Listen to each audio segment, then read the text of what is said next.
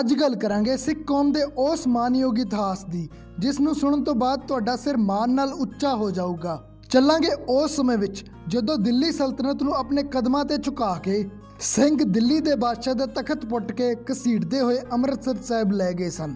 ਇਹ ਉਹੀ ਦਿੱਲੀ ਸੀ ਜਿੱਥੇ ਕਦੀ ਹਿੰਦ ਦੀ ਚਾਦਰ 9ਵੇਂ ਪਾਤਸ਼ਾਹ ਧੰਨ ਧੰਨ ਸ੍ਰੀ ਗੁਰੂ ਤੇਗ ਬਹਾਦਰ ਜੀ ਨੂੰ ਸ਼ਹੀਦ ਕੀਤਾ ਗਿਆ ਸੀ, ਜਿੱਥੇ ਬਾਬਾ ਬੰਦਾ ਸਿੰਘ ਜੀ ਬਹਾਦਰ ਨੇ 740 ਸਿੰਘਾਂ ਦੇ ਨਾਲ ਤਸੀਹੇ ਸਹਿੰਦੇ ਹੋਏ ਸ਼ਹੀਦੀਆਂ ਪਾਈਆਂ ਸਨ। ਤੇ ਅੱਜ ਉਸੇ ਦਿੱਲੀ ਦੀ ਹਿੱਕ ਲਾਲ ਕਿਲੇ ਤੇ ਨਿਸ਼ਾਨ ਸਾਹਿਬ ਝੂਲ ਰਿਹਾ ਸੀ। ਸਿੱਖ ਕੌਮ ਦੀਆਂ ਸਭ ਤੋਂ ਮਾਨਯੋਗ ਜਿੱਤਾਂ ਚੋਂ ਇੱਕ ਹੋਣ ਦੇ ਬਾਅਦ ਵੀ 90% ਸਿੱਖ ਸੰਗਤਾਂ ਸਿੱਖਾਂ ਦੇ ਦਿੱਲੀ ਫਤਿਹ ਦੇ ਇਤਿਹਾਸ ਨੂੰ ਜਾਣਦੀਆਂ ਹੀ ਨਹੀਂ ਹਨ। ਸੋ ਅੱਜ ਇਹੀ ਇਤਿਹਾਸ ਤੁਹਾਡੇ ਨਾਲ ਸਾਂਝਾ ਕਰਾਂਗੇ ਤੇ ਇਸ ਤੋਂ ਬਾਅਦ ਦਿੱਲੀ ਵਿੱਚ ਗੁਰੂ ਘਰਾਂ ਦੀ ਉਸਾਰੀਆਂ ਕਿਵੇਂ ਹੋਈਆਂ ਉਹ ਵੀ ਇੱਕ ਬੜਾ ਹੀ ਇੰਟਰਸਟਿੰਗ ਇਤਿਹਾਸ ਹੈ, ਉਹ ਵੀ ਤੁਹਾਡੇ ਨਾਲ ਸਾਂਝਾ ਕਰਾਂਗੇ। ਪਰ ਸ਼ੁਰੂ ਕਰਨ ਤੋਂ ਪਹਿਲਾਂ ਜੇ ਤੁਸੀਂ ਇਸ ਚੈਨਲ ਤੇ ਨਵੇਂ ਆਏ ਹੋ ਤਾਂ ਚੈਨਲ ਨੂੰ ਸਬਸਕ੍ਰਾਈਬ ਕਰਕੇ ਬੈਲ ਆਈਕਨ ਜ਼ਰੂਰ ਪ੍ਰੈਸ ਕਰ ਦਿਓ ਤਾਂ ਜੋ ਕਿਤੇ ਸਾਡੀਆਂ ਅਣਗਹਿਲੀਆਂ ਕਰਕੇ ਸਾਡਾ ਮਾਨਯੋਗ ਸਿੱਖ ਇਤਿਹਾਸ ਸਮੇਂ ਦੀ ਰੇਤ ਵਿੱਚ ਦਫਨ ਹੋ ਕੇ ਨਾ ਰਹਿ ਜਾਵੇ। ਇਹ ਗੱਲ ਸ਼ੁਰੂ ਹੁੰਦੀ ਹੈ ਸੰਨ 1783 'ਚ ਜਦੋਂ ਸਿੱਖਾਂ ਦੀ ਤਾਕਤ ਪੂਰੇ ਜੋਬਨ ਤੇ ਸੀ ਤੇ ਉਹ ਮਿਸਲਾਂ ਦੇ ਰੂਪ ਵਿੱਚ ਰਾਜ ਵਧਾਉਂਦੇ ਹੋਏ ਕਰਨਾਲ ਤੱਕ ਪਹੁੰਚ ਗਏ ਸਨ। ਉਧਰੋਂ ਮੁਗਲੀਆ ਸਲਤਨਤ ਦੀ ਹਾਲਤ ਡਾਵਾਂਡੋਲ ਸੀ। ਔਰੰਗਜ਼ੇਬ ਤੋਂ ਬਾਅਦ ਅਗਲੇ 87 ਸਾਲਾਂ 'ਚ ਸ਼ਾਹ ਆਲਮ ਚੌਥਾ ਬਾਦਸ਼ਾਹ ਸੀ, ਪਰ ਉਹਦੇ ਹੱਥ 'ਚ ਵੀ ਕੋਈ ਬਾਹਲੀ ਜ਼ਿਆਦੀ ਪਾਵਰ ਨਹੀਂ ਸੀ। ਦਰਬਾਰੀ ਤੇ ਸੈਨਾਪਤੀ ਜੋ ਕਹਿੰਦੇ ਸਨ ਬਾਦਸ਼ਾਹ ਉਹੀ ਕਰਦਾ ਸੀ। ਮਰਹੱਟੇ ਤੇ ਅੰਗਰੇਜ਼ ਇਹ ਦੋਵੇਂ ਹੀ ਕਿਸੇ ਨਾ ਕਿਸੇ ਤਰ੍ਹਾਂ ਦਿੱਲੀ ਤੇ ਕਬਜ਼ਾ ਕਰਨਾ ਚਾਹੁੰਦੇ ਸਨ, ਕਿਉਂਕਿ ਇਹ ਦੋਵੇਂ ਜਾਣ ਚੁੱਕੇ ਸਨ ਕਿ ਮੁਗਲ ਰਾਜ ਕਮਜ਼ੋਰ ਹੋ ਚੁੱਕਿਆ ਹੈ। ਦਿੱਲੀ ਜਿੱਤਣ ਦਾ ਇਹ ਸੁਨਹਿਰਾ ਮੌਕਾ ਹੈ। ਇਸ ਲਈ ਫਿਰ ਸੰਨ 1783 ਨੂੰ ਮਰਹੱਟਿਆਂ ਨੇ ਦਿੱਲੀ ਤੇ ਹਮਲਾ ਕਰਕੇ ਲਾਲ ਕਿਲੇ ਤੇ ਕਬਜ਼ਾ ਕਰ ਲਿਆ ਤੇ ਜਦੋਂ ਇਸ ਗੱਲ ਦਾ ਪਤਾ ਅੰਗਰੇਜ਼ ਜਨਰਲ ਅਕਟਰ ਲੋਨੀ ਨੂੰ ਲੱਗਿਆ ਤਾਂ ਉਹ ਵੀ ਇੱਕ ਭਾਰੀ ਲਾਮ ਲਸ਼ਕਰ ਲੈ ਕੇ ਦਿੱਲੀ ਵੱਲ ਨੂੰ ਤੁਰ ਪਿਆ, ਕਿਉਂਕਿ ਉਹ ਜਾਣਦੇ ਸਨ ਕਿ ਮਰਹੱਟੇ ਕਿੰਨੇ ਕੁ ਪਾਣੀ 'ਚ ਹਨ ਤੇ ਉਹਨਾਂ ਨੂੰ ਆਸਾਨੀ ਨਾਲ ਹਰਾਇਆ ਜਾ ਸਕਦਾ ਹੈ। ਜਦੋਂ ਮਰਹੱਟਿਆਂ ਨੂੰ ਅੰਗਰੇਜ਼ਾਂ ਦੇ ਇੱਕ ਵੱਡੀ ਫੌਜ ਲੈ ਕੇ ਚੜ੍ਹਾਈ ਕਰਦੇ ਹੋਣ ਦਾ ਪਤਾ ਲੱਗਿਆ ਤਾਂ ਉਹ ਡਰਦੇ ਲਾਲ ਕਿਲਾ ਛੱਡ ਕੇ ਉੱਥੋਂ ਭੱਜ ਗਏ। ਤਦ ਸ਼ਾਹ ਆਲਮ ਨੇ ਸੋਚਿਆ ਕਿ ਹੁਣ ਮਰਹੱਟੇ ਤਾਂ ਇੱਥੋਂ ਚਲੇ ਗਏ ਹਨ ਤੇ ਜੇ ਅੰਗਰੇਜ਼ਾਂ ਨੇ ਆ ਕੇ ਕਬਜ਼ਾ ਕਰ ਲਿਆ ਤਾਂ ਗੱਲ ਤਾਂ ਉਹਦੀ ਉਹੀ ਰਹੇਗੀ। ਹੁਣ ਮੈਨੂੰ ਬਚਣ ਦਾ ਇੱਕ ਮੌਕਾ ਮਿਲਿਆ ਹੈ, ਮੈਨੂੰ ਕੋਈ ਨਾ ਕੋਈ ਉਪਰਾਲਾ ਜ਼ਰੂਰ ਕਰਨਾ ਚਾਹੀਦਾ ਹੈ। ਤਦ ਵਜ਼ੀਰਾਂ ਨੇ ਕਿਹਾ ਕਿ ਹੁਣ ਤਾਂ ਬਚਣ ਦਾ ਸਿਰਫ ਇੱਕੋ ਹੀ ਤਰੀਕਾ ਹੈ ਕਿ ਸਿੱਖ ਜਰਨੈਲ ਸਰਦਾਰ ਬਘੇਲ ਸਿੰਘ ਜੀ ਨੂੰ ਮਦਦ ਦੀ ਗੁਹਾਰ ਲਗਾਈ ਜਾਵੇ। ਇਸ ਲਈ ਫਿਰ ਬਾਦਸ਼ਾਹ ਸ਼ਾਹ ਆਲਮ ਨੇ ਆਪਣੇ ਦਰਬਾਰ ਦੇ 3 ਮੁੱਖ ਸਲਾਹਕਾਰਾਂ ਨੂੰ ਭੇਜ ਕੇ ਸਰਦਾਰ ਬਘੇਲ ਸਿੰਘ ਜੀ ਨੂੰ ਉਹਨਾਂ ਦੀ ਮਦਦ ਕਰਨ ਦੀ ਬੇਨਤੀ ਕੀਤੀ। ਲੋੜ ਪੈਣ ਤੇ ਹਰ ਕਿਸੇ ਦੀ ਮਦਦ ਕਰਨਾ, ਇਹ ਸਿਧਾਂਤ ਤਾਂ ਦਸਮ ਪਿਤਾ ਨੇ ਸਿੱਖਾਂ ਨੂੰ ਗੁੜਤੀ ਵਿੱਚ ਦਿੱਤਾ ਹੋਇਆ ਹੈ। ਇਸ ਲਈ ਸਰਦਾਰ ਬਘੇਲ ਸਿੰਘ ਜੀ ਨੇ ਪਿਛਲੇ ਮੁਗਲ ਸ਼ਾਸਕਾਂ ਦੇ ਕੀਤੇ ਸਾਰੇ ਜ਼ੁਲਮਾਂ ਨੂੰ ਭੁਲਾ ਕੇ ਸ਼ਾਹ ਆਲਮ ਦੀ ਮਦਦ ਕਰਨ ਦਾ ਫੈਸਲਾ ਕੀਤਾ। ਪਰ ਸਰਦਾਰ ਬਘੇਲ ਸਿੰਘ ਜੀ ਕੌਣ ਸਨ? ਪੂਰੇ ਭਾਰਤ ਤੇ ਰਾਜ ਕਰਨ ਵਾਲੇ ਮੁਗਲ ਬਾਦਸ਼ਾਹ ਨੇ ਦੇਸ਼ ਦੇ ਸੈਂਕੜੇ ਰਾਜਿਆਂ ਤੇ ਜਰਨੈਲਾਂ ਨੂੰ ਛੱਡ ਕੇ ਆਖਰ ਇਹਨਾਂ ਨੂੰ ਹੀ ਮਦਦ ਦੇ ਲਈ ਕਿਉਂ ਚੁਣਿਆ? ਆਓ ਪਹਿਲਾਂ ਇਹ ਜਾਣੀਏ। ਸਰਦਾਰ ਬਘੇਲ ਸਿੰਘ ਜੀ ਦਾ ਜਨਮ ਤਰਨਤਾਰਨ ਜ਼ਿਲ੍ਹੇ ਦੇ ਚੰਬਾਲ ਪਿੰਡ ਦੇ ਧਾਲੀਵਾਲ ਜੱਟ ਪਰਿਵਾਰ ਵਿੱਚ ਹੋਇਆ ਸੀ। ਛੋਟੀ ਉਮਰ ਤੋਂ ਹੀ ਉਹ ਘਰ-ਬਾਰ ਛੱਡ ਕੇ ਪੰਥ ਦੀ ਸੇਵਾ ਲਈ ਦਲ ਖਾਲਸਾ ਵਿੱਚ ਸ਼ਾਮਿਲ ਹੋ ਗਏ ਸਨ ਤੇ ਜਦੋਂ ਕਰੋੜਾ ਸਿੰਘੀਆ ਮਿਸਲ ਦੇ ਮੁਖੀ ਸਰਦਾਰ ਕਰੋੜਾ ਸਿੰਘ ਜੀ ਇੱਕ ਲੜਾਈ ਵਿੱਚ ਅਕਾਲ ਚਲਾਣਾ ਕਰ ਗਏ ਤਾਂ ਸਰਦਾਰ ਬਘੇਲ ਸਿੰਘ ਜੀ ਦੀ ਕਾਬਲੀਅਤ ਨੂੰ ਦੇਖਦੇ ਹੋਏ ਉਹਨਾਂ ਨੂੰ ਕਰੋੜਾ ਸਿੰਘੀਆ ਮਿਸਲ ਦੀ ਕਮਾਨ ਸੌਂਪੀ ਗਈ। ਹੌਲੀ-ਹੌਲੀ ਸਰਦਾਰ ਬਘੇਲ ਸਿੰਘ ਨੇ ਉੱਤਰ ਭਾਰਤ ਦੇ ਇੱਕ ਵੱਡੇ ਹਿੱਸੇ ਤੇ ਆਪਣੀ ਧੱਕ ਕਾਇਮ ਕਰ ਲਈ। ਜਲੰਧਰ ਤੋਂ ਲੈ ਕੇ ਗੰਗਾ, ਯਮੁਨਾ ਤੇ ਕਰਨਾਲ ਤੱਕ ਉਹਨਾਂ ਦੇ ਘੋੜਿਆਂ ਨੂੰ ਰੋਕਣ ਵਾਲਾ ਕੋਈ ਨਹੀਂ ਸੀ। ਕਰੋੜਾ ਸਿੰਘੀਆ ਮਿਸਲ ਦੇ 12,000 ਘੋੜਸਵਾਰ ਹਰ ਸਮੇਂ ਉਹਨਾਂ ਦੇ ਨਾਲ ਰਹਿੰਦੇ ਸਨ। ਕੀ ਮੁਗਲ, ਕੀ ਮਰਾਠੇ ਤੇ ਕੀ ਅੰਗਰੇਜ਼, ਹਰ ਵੱਡਾ ਜਰਨੈਲ ਉਹਨਾਂ ਦੇ ਨਾਮ ਤੋਂ ਥਰ-ਥਰ ਕੰਬਦਾ ਸੀ। ਸਰਦਾਰ ਬਘੇਲ ਸਿੰਘ ਜੀ ਨੇ ਆਪਣੀ ਕਥਨੀ ਨੂੰ ਪੂਰਾ ਕਰਦੇ ਹੋਏ ਇੱਕ ਵੱਡੀ ਫੌਜ ਤੇ ਲਾਮ ਲਸ਼ਕਰ ਲੈ ਕੇ ਦਿੱਲੀ ਵੱਲ ਚਾਲੇ ਪਾ ਦਿੱਤੇ। ਸਰਦਾਰ ਬਘੇਲ ਸਿੰਘ ਜੀ ਦਾ ਖੌਫ ਇੰਨਾ ਸੀ ਕਿ ਜਦੋਂ ਅੰਗਰੇਜ਼ ਜਰਨਲ ਨੂੰ ਉਹਨਾਂ ਦੇ ਆਉਣ ਦੀ ਖਬਰ ਮਿਲੀ ਤਾਂ ਉਹਨਾਂ ਦੀ ਅੱਗੇ ਵਧਣ ਦੀ ਹਿੰਮਤ ਹੀ ਨਹੀਂ ਹੋਈ ਤੇ ਉਹ ਅੱਧੇ ਰਾਹ ਤੋਂ ਹੀ ਵਾਪਸ ਮੁੜ ਗਏ। ਤੇ ਜਦੋਂ ਸ਼ਾਹ ਆਲਮ ਨੂੰ ਇਸ ਗੱਲ ਦਾ ਪਤਾ ਲੱਗਿਆ ਕਿ ਹੁਣ ਮਰਹੱਟੇ ਤੇ ਅੰਗਰੇਜ਼ ਦੋਵਾਂ ਦਾ ਖਤਰਾ ਟਲ ਗਿਆ ਹੈ ਤਾਂ ਉਸ ਦੀ ਨੀਅਤ ਬੇਈਮਾਨ ਹੋ ਗਈ। ਉਸਨੇ ਸੋਚਿਆ ਕਿ ਕਿਤੇ ਹੁਣ ਸਿੱਖ ਆ ਕੇ ਮੇਰੇ ਰਾਜ ਤੇ ਕਬਜ਼ਾ ਨਾ ਕਰ ਲੈਣ। ਇਸ ਲਈ ਉਸਨੇ ਦਿੱਲੀ ਵੱਲ ਵੱਧ ਰਹੇ ਸਰਦਾਰ ਬਘੇਲ ਸਿੰਘ ਜੀ ਨੂੰ ਸੁਨੇਹਾ ਭੇਜਿਆ ਕਿ ਹੁਣ ਤੁਹਾਡੀ ਲੋੜ ਨਹੀਂ ਹੈ, ਤੁਸੀਂ ਇੱਥੋਂ ਹੀ ਵਾਪਸ ਮੁੜ ਜਾਓ। ਸਰਦਾਰ ਬਘੇਲ ਸਿੰਘ ਜੀ ਨੂੰ ਇਹ ਗੱਲ ਬੜੀ ਹੀ ਗਲਤ ਲੱਗੀ ਕਿ ਤੁਹਾਡੇ ਸੁਨੇਹੇ ਤੇ ਹੀ ਮੈਂ ਆਪਣਾ ਸਾਰਾ ਲਾਮ ਲਸ਼ਕਰ ਲੈ ਕੇ ਦਿੱਲੀ ਆ ਰਿਹਾ ਸੀ ਤੇ ਹੁਣ ਆਪਣਾ ਕੰਮ ਨਿਕਲਦੇ ਸਾਰ ਹੀ ਤੁਸੀਂ ਇੰਨੀ ਛੇਤੀ ਰੰਗ ਬਦਲ ਲਿਆ। ਮੇਰੀ ਇੰਨੀ ਵੱਡੀ ਫੌਜ ਦਾ ਇੰਨੇ ਦਿਨ ਦਾ ਖਰਚ ਕੌਣ ਦੇਊਗਾ? ਤੁਸੀਂ ਇਸ ਫੌਜ ਦਾ ਖਰਚ ਦੇ ਦਿਓ, ਅਸੀਂ ਵਾਪਸ ਮੁੜ ਜਾਂਦੇ ਹਾਂ। ਪਰ ਸ਼ਾਹ ਆਲਮ ਨੇ ਇਸ ਗੱਲ ਨੂੰ ਬਿਲਕੁਲ ਹੀ ਅਣਗਹਿਲਾ ਕਰਤਾ। ਸਿੱਖ ਦਿੱਲੀ ਵੱਲ ਵੱਧਦੇ ਰਹੇ। ਦਿੱਲੀ ਦੇ ਬਾਹਰ ਪਹੁੰਚ ਕੇ ਸਰਦਾਰ ਬਘੇਲ ਸਿੰਘ ਜੀ ਨੇ ਇੱਕ ਵਾਰ ਫੇਰ ਸੁਨੇਹਾ ਭੇਜਿਆ ਕਿ ਇਸ ਤਰ੍ਹਾਂ ਜਾਨਾਂ ਗਵਾਉਣ ਦਾ ਕੋਈ ਫਾਇਦਾ ਨਹੀਂ, ਤੂੰ ਹਜੇ ਵੀ ਸਾਡਾ ਖਰਚਾ ਸਾਨੂੰ ਦੇ ਦੇ, ਅਸੀਂ ਮੁੜ ਜਾਂਦੇ ਹਾਂ, ਨਹੀਂ ਤਾਂ ਫਿਰ ਸਾਨੂੰ ਮਜਬੂਰਨ ਹਮਲਾ ਕਰਨਾ ਹੀ ਪਊਗਾ। ਉਹਨਾਂ ਸਮਿਆਂ ਤੇ ਹਰ ਵੱਡੇ ਸ਼ਹਿਰ ਦੇ ਬਾਹਰ ਉੱਚੀਆਂ-ਉੱਚੀਆਂ ਕੰਧਾਂ ਹੁੰਦੀਆਂ ਸਨ। ਮੂਰਖ ਸ਼ਾਹ ਆਲਮ ਨੇ ਖਰਚਾ ਦੇਣ ਦੀ ਥਾਂ ਸ਼ਹਿਰ ਦੇ ਚਾਰੇ ਦਰਵਾਜ਼ੇ ਬੰਦ ਕਰ ਦਿੱਤੇ ਤੇ ਸ਼ਹਿਰ ਦੀਆਂ ਕੰਧਾਂ ਤੇ ਸਿਪਾਹੀ ਤੈਨਾਤ ਕਰ ਦਿੱਤੇ ਤਾਂ ਜੋ ਸਿੱਖ ਦਿੱਲੀ ਦੇ ਅੰਦਰ ਐਂਟਰ ਨਾ ਹੋ ਸਕਣ। ਕਰਨਾਲ ਤੋਂ ਤੁਰਨ ਲੱਗਿਆਂ ਸਰਦਾਰ ਬਘੇਲ ਸਿੰਘ ਜੀ ਨੇ ਸਰਦਾਰ ਜੱਸਾ ਸਿੰਘ ਅੱਲੂਵਾਲੀਆ ਤੇ ਸਰਦਾਰ ਜੱਸਾ ਸਿੰਘ ਰਾਮਗੜੀਆ ਨੂੰ ਵੀ ਦਿੱਲੀ ਪਹੁੰਚਣ ਲਈ ਸੁਨੇਹੇ ਭੇਜੇ ਸਨ ਤੇ ਹੁਣ ਉਹ ਦੋਵੇਂ ਵੀ ਆਪਣੀਆਂ ਫੌਜਾਂ ਲੈ ਕੇ ਆ ਕੇ ਸਰਦਾਰ ਬਘੇਲ ਸਿੰਘ ਨਾਲ ਰਲ ਗਏ ਸਨ। ਜੱਸਾ ਸਿੰਘ ਅੱਲੂਵਾਲੀਆ ਨੇ ਕਿਹਾ ਕਿ ਜੇ ਸ਼ਾਹ ਆਲਮ ਨੇ ਸਾਰੇ ਦਰਵਾਜ਼ੇ ਬੰਦ ਕਰ ਦਿੱਤੇ ਹਨ ਤਾਂ ਕੋਈ ਗੱਲ ਨਹੀਂ, ਸਿੱਖ ਆਪਣਾ ਰਾਹ ਆਪ ਬਣਾਉਣਾ ਵੀ ਜਾਣਦੇ ਹਨ। ਇੱਕ ਵੱਡਾ ਦਰਖਤ ਕਟਵਾਇਆ ਗਿਆ। ਉਸ ਦਾ ਤਣਾ ਅੱਗੋਂ ਪੈਨਸਲ ਵਾਂਗੂ ਤਿੱਖਾ ਕਰਕੇ ਸਿੱਖਾਂ ਨੇ ਉਸ ਨਾਲ ਸ਼ਹਿਰ ਦੀ ਕੰਧ ਤੇ ਚੋਟ ਕਰਨੀ ਸ਼ੁਰੂ ਕੀਤੀ।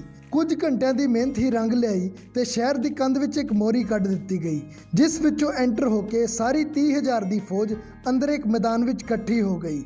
ਇਸ ਮੈਦਾਨ ਨੂੰ ਬਾਅਦ ਵਿੱਚ 30,000 ਮੈਦਾਨ ਨਾਮ ਦਿੱਤਾ ਗਿਆ, ਜਿੱਥੇ ਅੱਜ 30,000 ਕੋਟ ਬਣਿਆ ਹੋਇਆ ਹੈ। ਤੇ ਜਿਹੜੀ ਮੋਰੀ ਰਾਹੀਂ ਸਿੰਘ ਅੰਦਰ ਐਂਟਰ ਹੋਏ ਸਨ, ਬਾਅਦ ਵਿੱਚ ਸਿੰਘਾਂ ਨੇ ਉਹ ਮੋਰੀ ਬੰਦ ਨਹੀਂ ਹੋਣ ਦਿੱਤੀ ਤੇ ਉੱਥੇ ਇੱਕ ਸ਼ਾਨਦਾਰ ਗੇਟ ਦੀ ਉਸਾਰੀ ਕਰਵਾਈ, ਜਿਸ ਨੂੰ ਅੱਜ ਦਿੱਲੀ ਦਾ ਮੋਰੀ ਗੇਟ ਕਿਹਾ ਜਾਂਦਾ ਹੈ। ਭਾਵੇਂ ਖਾਲਸੇ ਫੌਜ ਦੀ ਗਿਣਤੀ 30,000 ਹੀ ਸੀ, ਫਿਰ ਵੀ ਮੁਗਲਾਂ ਨੇ ਕੁਝ ਛੋਟੀਆਂ-ਮੋਟੀਆਂ ਝੜਪਾਂ ਤੋਂ ਬਾਅਦ ਹੀ ਹੱਥ ਖੜੇ ਕਰ ਦਿੱਤੇ, ਪਰ ਸ਼ਾਹ ਆਲਮ ਨੂੰ ਫੜਿਆ ਨਾ ਜਾ ਸਕਿਆ। ਉਹ ਇੱਕ ਚੋਰ ਰਸਤੇ ਰਾਹੀਂ ਉੱਥੋਂ ਭੱਜਣ ਵਿੱਚ ਕਾਮਯਾਬ ਹੋ ਗਿਆ। ਉਹ ਆਪ ਤਾਂ ਭੱਜ ਗਿਆ, ਪਰ ਉਸ ਦੀਆਂ ਬੇਗਮਾਂ ਤੇ ਬੱਚੇ ਹਜੇ ਵੀ ਕਿਲੇ ਵਿੱਚ ਹੀ ਸਨ। ਪਰ ਸਰਦਾਰ ਬਘੇਲ ਸਿੰਘ ਨੇ ਸਿੱਖਾਂ ਨੂੰ ਸਖਤ ਹਦਾਇਤ ਦਿੱਤੀ ਕਿ ਕਿਸੇ ਵੀ ਬੀਬੀ ਨਾਲ ਕਿਸੇ ਵੀ ਤਰ੍ਹਾਂ ਦੀ ਕੋਈ ਬਦਤਮੀਜ਼ੀ ਨਾ ਕੀਤੀ ਜਾਵੇ। ਸਿੱਖਾਂ ਦੇ ਆਉਣ ਨਾਲ ਦਿੱਲੀ ਦੀ ਆਮ ਜਨਤਾ ਨੇ ਵੀ ਸੁੱਖ ਦਾ ਸਾਹ ਲਿਆ ਸੀ, ਕਿਉਂਕਿ ਮਰਹੱਟਿਆਂ ਨੇ ਤਾਂ ਆਉਂਦੇ ਹੀ ਆਮ ਜਨਤਾ ਨਾਲ ਲੁੱਟ-ਖੋਹ ਸ਼ੁਰੂ ਕਰ ਦਿੱਤੀ ਸੀ ਤੇ ਸ਼ਾਹ ਆਲਮ ਦੇ ਰਾਜ ਵਿੱਚ ਵੀ ਗੈਰ ਮੁਸਲਿਮ ਜਨਤਾ ਨੂੰ ਬਹੁਤ ਜ਼ਿਆਦਾ ਤੰਗ ਕੀਤਾ ਜਾਂਦਾ ਸੀ। ਪਰ ਸਿੱਖਾਂ ਦੇ ਰਾਜ ਵਿੱਚ ਸਾਰੇ ਸਮਾਨਤਾ ਤੇ ਸੁੱਖ ਸ਼ਾਂਤੀ ਨਾਲ ਰਹਿ ਸਕਦੇ ਸਨ। ਹੁਣ ਵਾਰੀ ਸੀ ਦਿੱਲੀ ਦਾ ਬਾਦਸ਼ਾਹ ਚੁਣਨ ਦੀ। ਲਾਹੌਰ ਦੇ ਜਿੱਤ ਤੋਂ ਬਾਅਦ ਸਰਦਾਰ ਜੱਸਾ ਸਿੰਘ ਅੱਲੂਵਾਲੀਆ ਨੂੰ ਸਿੱਖ ਕੌਮ ਨੇ ਸੁਲਤਾਨ ਉਲ ਕੌਮ ਦੇ ਮਾਣ ਨਾਲ ਨਵਾਜਿਆ ਸੀ। ਇਸ ਲਈ ਸਰਦਾਰ ਬਘੇਲ ਸਿੰਘ ਜੀ ਚਾਹੁੰਦੇ ਸਨ ਕਿ ਦਿੱਲੀ ਦਾ ਬਾਦਸ਼ਾਹ ਸਰਦਾਰ ਜੱਸਾ ਸਿੰਘ ਅੱਲੂਵਾਲੀਆ ਨੂੰ ਹੀ ਬਣਾਇਆ ਜਾਵੇ।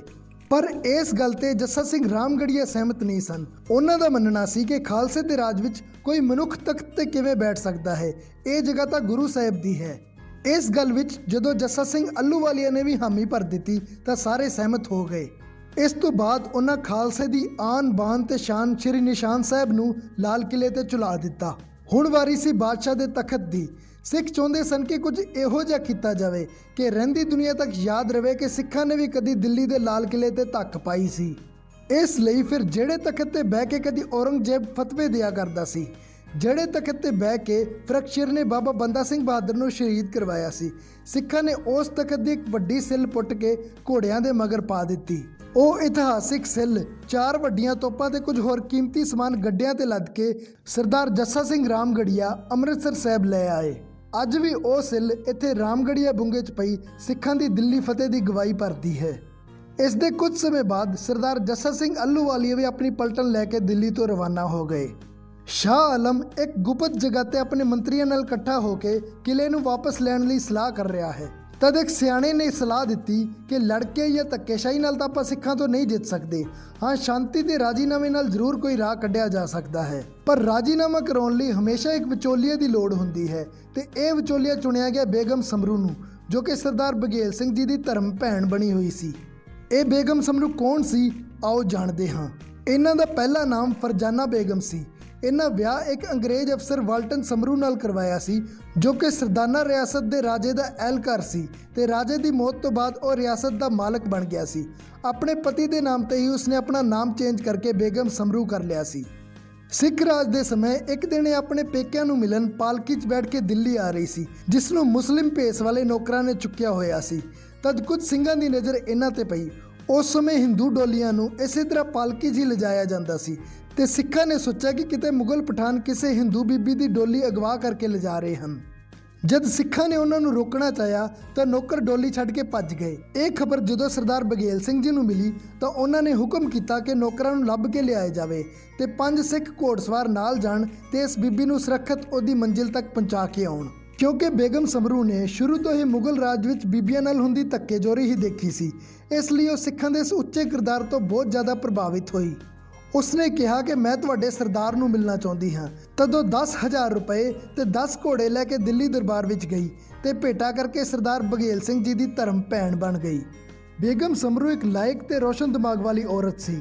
ਉਸਨੇ ਵੋਲਟਨ ਨਾਲ ਰਹਿੰਦਿਆਂ ਅੰਗਰੇਜ਼ੀ, ਫ੍ਰੈਂਚ, ਘੋੜਸਵਾਰੀ, ਰਾਜ ਪ੍ਰਬੰਧ ਸਭ ਕੁਝ ਸਿੱਖ ਲਿਆ ਸੀ ਤੇ ਕੁਝ ਸਾਲਾਂ ਬਾਅਦ ਜਦੋਂ ਵੋਲਟਨ ਦੀ ਮੌਤ ਹੋ ਗਈ ਤਾਂ ਰਾਜ ਪ੍ਰਬੰਧ ਦੀ ਬਾਗਡੋਰ ਉਸ ਦੇ ਹੱਥ ਵਿੱਚ ਆ ਗਈ। ਸਮਰੂ ਬਹੁਤ ਦੂਰ ਦੀ ਸੋਚਦੀ ਸੀ। ਉਸਨੇ ਅੰਦਾਜ਼ਾ ਲਾ ਲਿਆ ਸੀ ਕਿ ਅੰਗਰੇਜ਼ਾਂ ਦਾ ਪ੍ਰਭਾਵ ਦਿਨੋਂ ਦਿਨ ਵੱਧਦਾ ਜਾ ਰਿਹਾ ਹੈ ਤੇ ਅੱਗੇ ਚੱਲ ਕੇ ਉਸ ਨੂੰ ਵੀ ਜ਼ਰੂਰ ਤੰਗ ਕਰਨਗੇ। ਇਸ ਲਈ ਫਿਰ ਉਸਨੇ ਮੁਸਲਿਮ ਤੋਂ ਈਸਾਈ ਮਤ ਧਾਰਨ ਕਰ ਲਿਆ ਤੇ ਅੰਗਰੇਜ਼ਾਂ ਨਾਲ ਹਮੇਸ਼ਾ ਹੀ ਨਰਮ ਰੁਖ ਅਪਣਾ ਕੇ ਰੱਖਿਆ।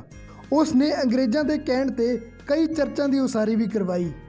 ਇਸੇ ਨੀਤੀ ਦੇ ਚੱਲਦਿਆਂ ਅੰਗਰੇਜ਼ਾਂ ਨੇ ਕਦੇ ਵੀ ਉਸ ਨੂੰ ਤੰਗ ਨਹੀਂ ਕੀਤਾ ਤੇ ਆਪਣੇ ਮਰਨ ਤੱਕ ਉਸਨੇ ਆਪਣੀ ਰਿਆਸਤ ਤੇ ਰਾਜ ਕੀਤਾ। ਸਰਦਾਰ ਬਘੇਲ ਸਿੰਘ ਜੀ ਦੀ ਧਰਮ ਭੈਣ ਹੋਣ ਕਰਕੇ ਸ਼ਾਹ ਆਲਮ ਨੂੰ ਬਸ ਬੇਗਮ ਸਮਰੂ ਤੋਂ ਹੀ ਅੰਤਿਮ ਉਮੀਦ ਸੀ। ਬੇਗਮ ਸਮਰੂ ਰਾਜੀਨਾਮਾ ਕਰਾਉਣ ਲਈ ਸਰਦਾਰ ਬਘੇਲ ਸਿੰਘ ਜੀ ਕੋਲ ਗਈ ਤੇ ਕੁਝ ਘੰਟਿਆਂ ਦੀ ਮੀਟਿੰਗ ਤੋਂ ਬਾਅਦ ਆਪਣੀਆਂ ਕੁਝ ਸ਼ਰਤਾਂ ਮਨਵਾ ਕੇ ਸਿੱਖ ਦਿੱਲੀ ਵਾਪਸ ਸ਼ਾਹ ਆਲਮ ਨੂੰ ਸੌਂਪਣ ਲਈ ਤਿਆਰ ਹੋ ਗਏ। ਇਹਨਾਂ 'ਚੋਂ ਪਹਿਲੀ ਸ਼ਰਤ ਸੀ ਕਿ ਸਿੱਖਾਂ ਦੇ ਇਤਿਹਾਸਿਕ ਸਥਾਨਾਂ ਦੀ ਨਿਸ਼ਾਨਦੇਹੀ ਕਰਕੇ ਉੱਥੇ ਗੁਰੂ ਧਾਮਾਂ ਦੀ ਉਸਾਰੀ ਕਰਵਾਈ ਜਾਊਗੀ। ਰਾਜ ਨੂੰ ਚੁੰਗੀ ਤੇ ਟੈਕਸ ਤੋਂ ਜਿੰਨੀ ਵੀ ਆਮਦਨ ਹੋਊਗੀ ਉਹਦਾ 37% ਯਾਨੀ ਕਿ ਰੁਪਈਏ 'ਚੋਂ 6 ਆਨੇ ਸਿੱਖਾਂ ਨੂੰ ਦਿੱਤਾ ਜਾਊਗਾ। ਤੇ ਜਿੰਨਾ ਚਿਰ ਗੁਰੂ ਧਾਮਾਂ ਦੀ ਉਸਾਰੀ ਦਾ ਕੰਮ ਪੂਰਾ ਨਹੀਂ ਹੋ ਜਾਂਦਾ 4000 ਸਿੱਖ ਦਿੱਲੀ ਵਿੱਚ ਹੀ ਰਹਿਣਗੇ। ਇਸ ਤੋਂ ਇਲਾਵਾ ਸਿੱਖਾਂ ਨੂੰ ਫਜ਼ੂਲ ਦਿੱਲੀ ਆਉਣ ਦੀ ਖੇਚਲ ਪਾਉਣ ਲਈ ਸ਼ਾਹ ਆਲਮ ਨੂੰ 3 ਲੱਖ ਰੁਪਏ ਜੁਰਮਾਨਾ ਵੀ ਭਰਨਾ ਪਊਗਾ। ਕੁਝ ਇਤਿਹਾਸਕਾਰ ਇਸ ਫੈਸਲੇ ਨੂੰ ਸਿੱਖਾਂ ਦੀ ਬਹੁਤ ਵੱਡੀ ਭੁੱਲ ਦੱਸਦੇ ਹਨ, ਪਰ ਅਸਲ ਵਿੱਚ ਇੱਕ ਸਮਝਦਾਰੀ ਭਰਾ ਫੈਸਲਾ ਸੀ। ਦਿੱਲੀ ਦੇ ਰਾਜ ਦਾ ਮਤਲਬ ਸੀ ਕਿ ਪੂਰੇ ਭਾਰਤ ਨੂੰ ਕੰਟਰੋਲ ਕਰਨਾ, ਜਿਸ ਦੇ ਲਈ ਲੱਖਾਂ ਦੀ ਤਾਦਾਦ ਵਿੱਚ ਫੌਜ, ਜਰਨੈਲ ਤੇ ਨੀਤੀਵਾਨ ਲੋਕ ਚਾਹੀਦੇ ਸਨ। ਘੱਲੂਘਾਰਿਆਂ ਤੇ ਜੰਗਾਂ ਤੋਂ ਬਾਅਦ ਇੰਨੀ ਤਾਂ ਸਿੱਖਾਂ ਦੀ ਟੋਟਲ ਪੋਪੂਲੇਸ਼ਨ ਵੀ ਨਹੀਂ ਬਚੀ ਸੀ। ਇਸ ਲਈ ਫਿਰ ਸਿੱਖਾਂ ਨੂੰ ਇਹ ਸਮਝੌਤਾ ਕਰਨਾ ਪਿਆ ਤੇ ਹੁਣ ਸ਼ੁਰੂ ਹੋਇਆ ਗੁਰੂ ਘਰਾਂ ਦੀ ਉਸਾਰੀਆਂ ਲਈ ਸਹੀ ਥਾਵਾਂ ਦੀ ਨਿਸ਼ਾਨਦੇਹੀ ਦਾ ਕੰਮ। ਪਰ ਇਹ ਕੰਮ ਵੀ ਇੰਨਾ ਸੌਖਾ ਨਹੀਂ ਸੀ। ਇਸ ਦੇ ਲਈ ਪੂਰੀ ਦਿੱਲੀ ਵਿੱਚ ਐਲਾਨ ਕਰਵਾਇਆ ਗਿਆ ਕਿ ਸਹੀ ਥਾਵਾਂ ਦੱਸਣ ਵਾਲਿਆਂ ਨੂੰ ਭਾਰੀ ਇਨਾਮ ਦਿੱਤੇ ਜਾਣਗੇ। ਅੰਧਾ ਮੁਗਲ ਦੀ ਧਰਤੀ ਤੇ ਇੱਕ 125 ਸਾਲ ਦੀ ਬਜ਼ੁਰਗ ਔਰਤ ਸੀ। ਉਸ ਨੂੰ ਸ਼੍ਰੀ ਗੁਰੂ ਤੇਗ ਬਹਾਦਰ ਜੀ ਦੇ ਸ਼ਹੀਦੀ ਵਾਲੇ ਸਥਾਨ ਦਾ ਪਤਾ ਸੀ। ਉਹ ਬਚਪਨ ਤੋਂ ਹੀ ਇਸ ਨੂੰ ਦੇਖਦੀ ਆ ਰਹੀ ਸੀ। ਪਹਿਲਾਂ ਉਸ ਦਾ ਦਾਦਾ ਉੱਥੇ ਜੋਤ ਜਗਾਉਂਦਾ ਸੀ, ਫਿਰ ਉਸ ਦੀ ਮਾਂ ਤੇ ਫਿਰ ਉਸਨੇ ਆਪ ਪੂਰੀ ਜ਼ਿੰਦਗੀ ਉੱਥੇ ਜੋਤ ਜਗਾਈ ਸੀ। ਉਸ ਬਜ਼ੁਰਗ ਬੀਬੀ ਨੂੰ ਮੰਜੇ ਤੇ ਬਿਠਾ ਕੇ ਲਿਆਂਦਾ ਗਿਆ ਤੇ ਉਸ ਦੀ ਨਿਸ਼ਾਨਦੇਹੀ ਤੇ ਗੁਰਦੁਆਰਾ ਸ਼੍ਰੀ ਸੀਸਗੰਜ ਸਾਹਿਬ ਉਸਾਰਿਆ ਗਿਆ। ਬਾਕੀ ਗੁਰੂ ਧਾਮਾਂ ਦੀ ਜਗ੍ਹਾ ਲੱਭਣ ਵਿੱਚ ਕੋਈ ਖਾਸੀ ਦਿੱਕਤ ਨਹੀਂ ਆਈ, ਕਿਉਂਕਿ ਬੰਗਲਾ ਸਾਹਿਬ ਦੀ ਜਗ੍ਹਾ ਤੇ ਤਾਂ ਰਾਜਾ ਮਿਰਜ਼ਾ ਜੈ ਸਿੰਘ ਦਾ ਬੰਗਲਾ ਪਹਿਲਾਂ ਹੀ ਮੌਜੂਦ ਸੀ। ਗੁਰੂ ਨਾਨਕ ਸਾਹਿਬ ਦੇ ਪਿਆਊ ਵਾਲੀ ਥਾਂ ਤੇ ਉਹ ਪੁਰਾਣਾ ਖੂਹ ਤੇ ਮਜਰੂ ਟੀਲਾ ਪਹਿਲਾਂ ਹੀ ਨਿਸ਼ਾਨਦੇਹੀ ਲਈ ਮੌਜੂਦ ਸਨ। ਪਰ ਸਭ ਤੋਂ ਵੱਧ ਮੁਸ਼ਕਿਲ ਗੁਰਦੁਆਰਾ ਸ਼੍ਰੀ ਰਕਾਬਗੰਜ ਸਾਹਿਬ ਦੀ ਜਗ੍ਹਾ ਲੱਭਣ ਤੇ ਆਈ, ਜਿੱਥੇ ਭਾਈ ਲੱਖੀ ਸ਼ਾਹ ਵਣਜਾਰਾ ਨੇ ਆਪਣੀ ਹਵੇਲੀ ਨੂੰ ਲਾਂਬੂ ਲਾ ਕੇ 9ਵੇਂ ਪਾਤਸ਼ਾਹ ਦੀ ਦੇਹ ਦਾ ਅੰਤਿਮ ਸੰਸਕਾਰ ਕੀਤਾ ਸੀ। ਇਹ ਆਵਾਜ਼ ਜਦੋਂ ਇੱਕ ਬੁੱਢੇ ਫਕੀਰ ਦੇ ਕੰਨਾਂ ਵਿੱਚ ਪਈ ਤਾਂ ਉਹ ਆ ਕੇ ਸਰਦਾਰ ਬਘੇਲ ਸਿੰਘ ਜੀ ਨੂੰ ਮਿਲਿਆ ਤੇ ਕਹਿਣ ਲੱਗਾ ਕਿ ਮੈਨੂੰ ਪਤਾ ਹੈ ਕਿ ਉਹ ਕਿਹੜੀ ਜਗ੍ਹਾ ਹੈ, ਪਰ ਉਹ ਤੁਹਾਨੂੰ ਨਹੀਂ ਮਿਲ ਸਕਦੀ ਕਿਉਂਕਿ ਉੱਥੇ ਹੁਣ ਇੱਕ ਮਸਜਿਦ ਬਣ ਚੁੱਕੀ ਹੈ। ਸਰਦਾਰ ਬਘੇਲ ਸਿੰਘ ਜੀ ਨੇ ਕਿਹਾ ਕਿ ਤੁਹਾਡੀ ਗੱਲ ਤੇ ਕਿਵੇਂ ਯਕੀਨ ਕਰ ਲਈਏ।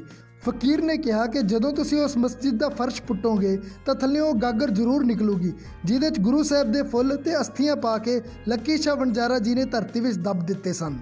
ਹੁਣ ਮਸਜਿਦ ਢਾਉਣ ਦਾ ਸਵਾਲ ਸੀ। ਸ਼ਾਹ ਆਲਮ ਨਾਲ ਗੱਲ ਕੀਤੀ ਗਈ ਵੀ ਜੇ ਤਾਂ ਇੱਥੇ ਫਰਸ਼ ਪੁੱਟਣ ਤੇ ਗਾਗਰ ਨਿਕਲੀ ਫਿਰ ਤਾਂ ਇੱਥੇ ਅਸੀਂ ਗੁਰਦੁਆਰਾ ਸਾਹਿਬ ਬਣਾਵਾਂਗੇ, ਤੇ ਜੇ ਇੱਥੇ ਕੁਝ ਵੀ ਨਾ ਨਿਕਲਿਆ ਤਾਂ ਸਿੰਘ ਇੱਥੇ ਪਹਿਲਾਂ ਨਾਲੋਂ ਵੀ ਵੱਡੀ ਤੇ ਆਲੀਸ਼ਾਨ ਮਸਜਿਦ ਬਣਾ ਦੇਣਗੇ। ਫਰਸ਼ ਪੁੱਟਿਆ ਗਿਆ, ਗਾਗਰ ਉੱਥੇ ਹੀ ਸੀ।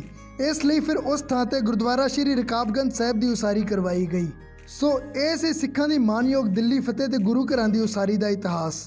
ਜੇ ਤੁਸੀਂ ਸੱਚਮੁੱਚ ਆਪਣੇ ਧਰਮ ਨਾਲ ਪਿਆਰ ਕਰਦੇ ਹੋ ਤੇ ਆਪਣੇ ਇਤਿਹਾਸ ਨੂੰ ਸਾਂਭਣਾ ਚਾਹੁੰਦੇ ਹੋ ਤਾਂ ਇਸ ਵੀਡੀਓ ਨੂੰ ਵੱਧ ਤੋਂ ਵੱਧ ਸ਼ੇਅਰ ਜ਼ਰੂਰ ਕਰਿਓ, ਕਿਉਂਕਿ ਸਰਕਾਰਾਂ ਤਾਂ ਇਹ ਇਤਿਹਾਸ ਕਦੇ ਵੀ ਸਕੂਲ ਦੀਆਂ ਕਿਤਾਬਾਂ ਵਿੱਚ ਐਡ ਨਹੀਂ ਕਰਨਗੀਆਂ। ਇਸ ਨੂੰ ਅੱਗੇ ਵਧਾਉਣ ਦੀ ਜ਼ਿੰਮੇਵਾਰੀ ਤਾਂ ਹੁਣ ਸਾਨੂੰ ਹੀ ਲੈਣੀ ਪਊਗੀ। ਇਸ ਤਰ੍ਹਾਂ ਦੇ ਹੋਰ ਵੀਡੀਓਜ਼ ਦੇਖਣ ਲਈ ਚੈਨਲ ਨੂੰ ਸਬਸਕ੍ਰਾਈਬ ਜ਼ਰੂਰ ਕਰ ਲਿਓ ਤੇ ਡੇਲੀ ਦਾ ਸਿੱਖ ਇਤਿਹਾਸ ਜਾਣਨ ਲਈ ਤੁਸੀਂ ਸਾਨੂੰ ਇੰਸਟਾਗ੍ਰਾਮ ਤੇ ਫੋਲੋ ਵੀ ਕਰ ਸਕਦੇ ਹੋ। ਤੇ ਜਾਣ ਤੋਂ ਪਹਿਲਾਂ ਕਮੈਂਟ ਬਾਕਸ ਵਿੱਚ ਵਾਹਿਗੁਰੂ ਜੀ ਲਿਖ ਕੇ ਆਪਣੀ ਹਾਜ਼ਰੀ ਜ਼ਰੂਰ ਲਵਾਇਓ। ਵਾਹਿਗੁਰੂ ਜੀ ਕਾ ਖਾਲਸਾ, ਵਾਹਿਗੁਰੂ ਜੀ